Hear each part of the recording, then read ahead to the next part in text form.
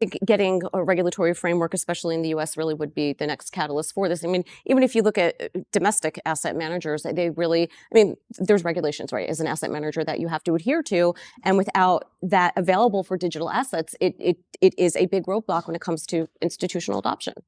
Sure, I think it can feel a bit like a challenge at times in the United States these days. However, there are a number of things happening that I think are really positive. We have bipartisan bills introduced by Senators Lemus and Gillibrand. We have a terrific stablecoin bill out of the House Republican committee. And I think there's a lot of reason to be hopeful looking at the potential for an ETF in the first quarter of the year. So I think there are a number of things happening in the United States that could really change the tone of the conversation. Yeah, I mean, and if we get a spot Bitcoin ETF approved, we'll finally be able to digest that first big bite of digital assets in the United States, and that will help do two things. First of all, it'll make it easy to allocate. So anybody, retail advisors, institutions can allocate to Bitcoin and get that first important allocation done. Then the question will be, what's next, right? Will step two be focusing on Ether and the Ethereum network? And if so, how are they going to deal with the staking yield, which is really an integral part of the Ether investment case and really kind of the only natural, kind of legitimate kind of risk-free rate inside of digital assets. And then where do you go from there, right? Because there's many more digital assets, many more use cases, sectors. What becomes the new unit of digital asset exposure? All of that stuff has to come after we make this first, kind of pass through Bitcoin and get comfortable. Yeah, in our perspective, it's impactful across multiple levels, right? It's not only that the institutions themselves come into the space of creating the ETFs and offering them. At the investor level, this is an asset class that's gained, I think, 150% roughly year over year. And I think for investors to have the opportunity to get exposure to this asset is really a game changer in the United States.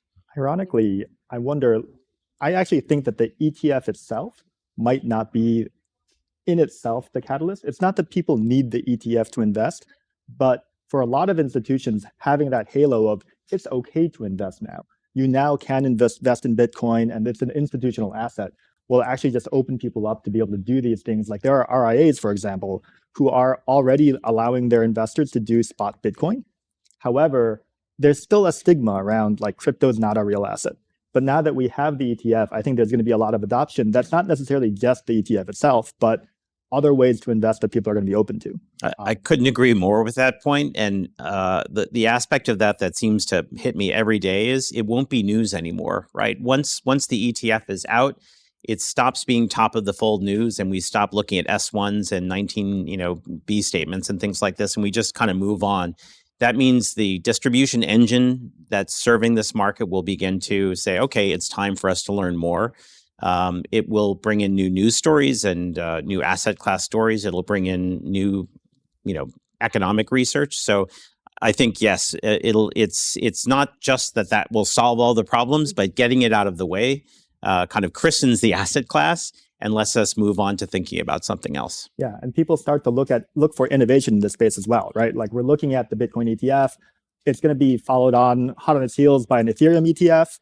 But no one's going to want the Ethereum ETF, right? We all know that what we want is the staked Ethereum ETF. That's not going to come for a long time, is my suspicion.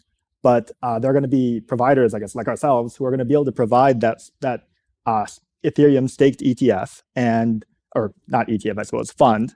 And in a situation where there's a stigma around investing in digital assets, people aren't willing to do that.